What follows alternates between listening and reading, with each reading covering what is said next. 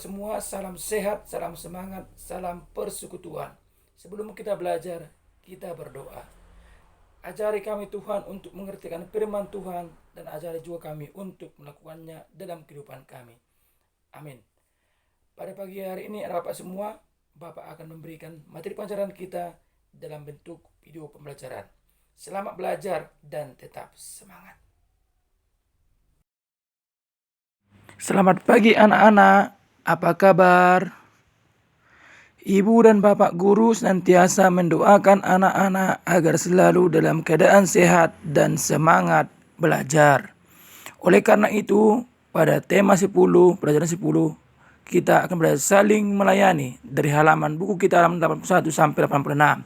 Dengan tujuan pembelajaran 1, anak-anak mampu menjelaskan arti melayani. Yang kedua, anak-anak mampu menyebutkan alasan orang Kristen mengapa harus melayani.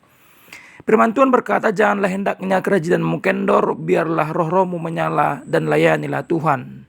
Roma 12 ayat 11. Firman Tuhan ini mengajak kita, anak-anaknya, untuk selalu tetap rajin dan roh kita menyala-nyala melayani Tuhan. Apa arti kata melayani? Apakah anak-anak Bapak semua pernah mendengar kata melayani? Di gambar ini kita lihat bagaimana Yesus melayani murid-muridnya dengan mencuci kakinya. Menurut Kamus Besar Bahasa Indonesia, kata melayani diartikan sebagai membantu menyiapkan apa-apa yang diperlukan oleh seseorang. Di saat kita membantu segala apa yang dibutuhkan oleh saudara kita, kita sudah melayani. Dengan kata lain, melayani dapat berarti juga menjadi seorang hamba bagi orang lain. Hamba artinya membantu orang lain. Seorang hamba adalah orang yang selalu sedia untuk membantu dan menyediakan apa yang dibutuhkan oleh tuannya. Dengan demikian, melayani berarti menjadi pelayan bagi seseorang. Contoh, seorang pelayan toko buku bertugas untuk melayani setiap pengunjung yang datang mencari buku yang dibutuhkan. Pelayan buku akan menanyakan apa yang ia butuhkan. Dari contoh menunjukkan melayani melibatkan dua pihak, yaitu siapa yang melayani dan siapa yang dilayani. Kita belajar dari tokoh Alkitab. Banyak dari tokoh-tokoh Alkitab yang bisa kita pelajari tentang bagaimana semangat tokoh-tokoh Alkitab untuk melayani sesama, untuk melayani Tuhan, untuk melayani setiap orang yang membutuhkan segala pertolongan, di mana mereka melayani dengan baik. Contoh yang pertama adalah Yosua menjadi abdi bagi Musa. Dia melayani dengan kerendahan hati dan menyediakan keperluan Musa. Di dalam Kisah Para Rasul 6 ayat 1 sampai 7 dalam Perjanjian Baru, ada 7 diaken atau pelayan yang dipilih oleh para rasul untuk membantu mereka dalam melayani jemaat Tuhan.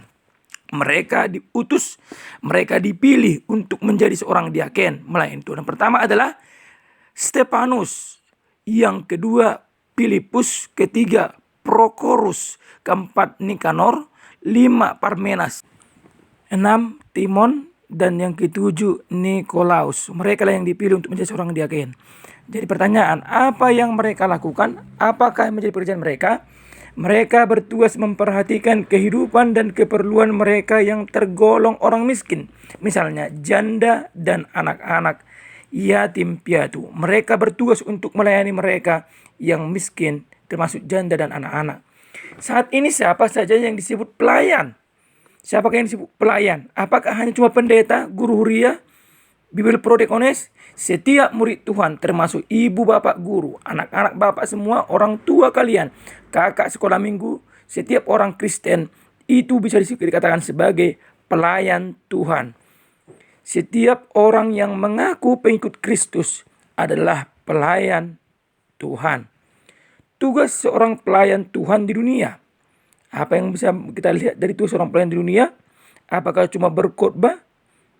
Rasul Paulus menuliskan surat kepada Timotius mengatakan bahwa tugas seorang hamba Tuhan adalah melayani dengan cara memberitakan firman Tuhan dan melakukan pekerjaan pelayanan Tuhan dengan setia. Jadi Timotius diajarkan Paulus untuk tetap setia.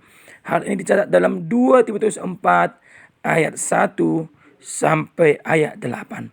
Mari kita membuka Alkitab dan mari kita bersama-sama membaca dalam 2 Timotius 4 ayat 1 sampai 8. Kita baca di rumah dan intisarinya adalah sebagai berikut.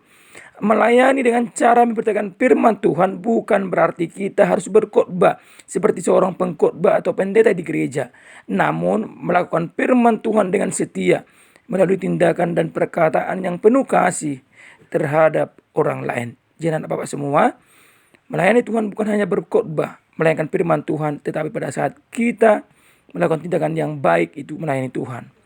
Banyak contoh-contoh yang dapat kita lihat untuk melayani Tuhan dan sesama. 1. Selalu mau mengatakan hal-hal yang benar. Yang kedua, tidak mau terlibat dalam perilaku yang jahat dan dibenci oleh Tuhan.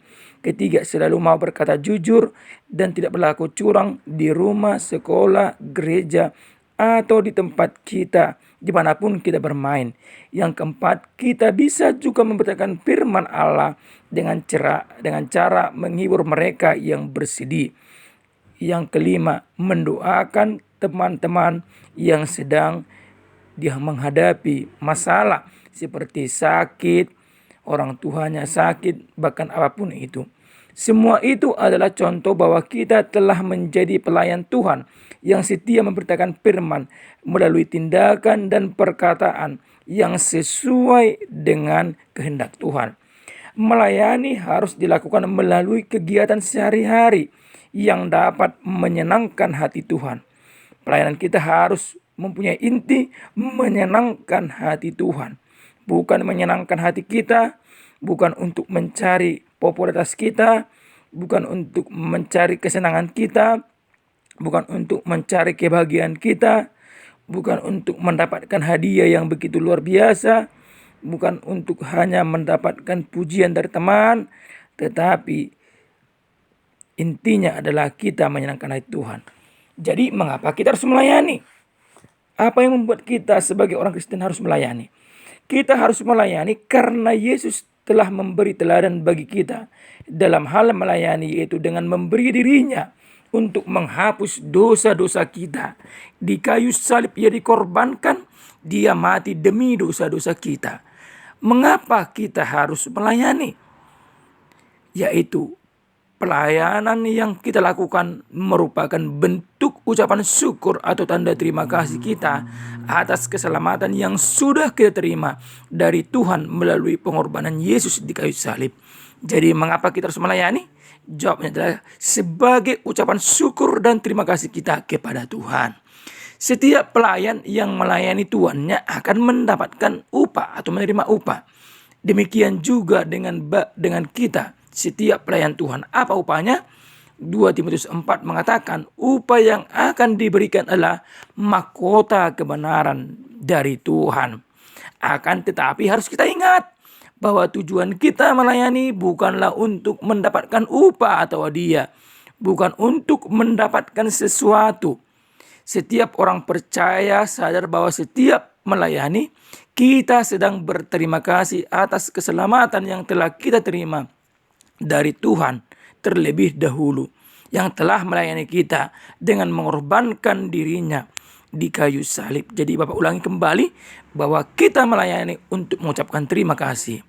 Oleh karena itu kita bersyukur dan bersukacita mendengar panggilan Tuhan untuk menjadi pelayannya dalam setiap kegiatan yang kita lakukan. Oleh karena itu anak Bapak, ini akan menjadi tugasmu. Coba anak Bapak semua menjawab beberapa pertanyaan di bawah ini dari apa yang kita pelajari. Yang pertama, jelaskan arti melayani. Yang kedua, sebutkan 7 nama diaken yang membantu pelayanan para rasul di Kisah Rasul 7. Yang ketiga, jelaskan mengapa orang Kristen harus melayani. Oleh karena itu, rangkuman yang bisa kita lihat dari pembelajaran kita pada hari ini ada beberapa poin yang harus kita ingat. Yang pertama, setiap orang Kristen harus melayani Tuhan.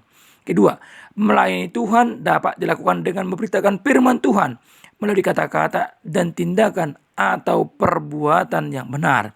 Yang ketiga, Kita melayani Tuhan bukan untuk mendapatkan hadiah. Kita melayani Tuhan untuk menyatakan rasa syukur atau terima kasih karena keselamatan yang telah Ia berikan bagi kita. Yang keempat, kita melayani Tuhan karena Ia sudah lebih dahulu melayani kita dengan mengorbankan Yesus Kristus di kayu salib demi menebus dosa-dosa kita. Yang kelima, kita patut mengikuti teladan yang diberikan Yesus dengan cara melayani. Demikian pembelajaran kita pada pagi hari ini, anak bapak semua. Kita tutup pembelajaran kita berdoa.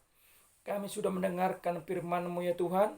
Kiranya firman Tuhan yang telah kami pelajari, Engkau memberikan kami kekuatan anak-anak-Mu untuk melakukannya, sehingga kami menjadi anak-anak yang berfungsi sebagai garam dan terang dunia dan menjadi kemuliaan bagi nama Tuhan. Amin. Oleh karena itu, Bapak semua, setiap tugas yang Bapak berikan dalam video pembelajaran tadi, Bapak harapkan semua mengerjakannya dan mengumpulkannya tepat waktu jam 9 malam nanti. Tetap semangat untuk belajar. Tuhan Yesus memberkati kita semua. Salam.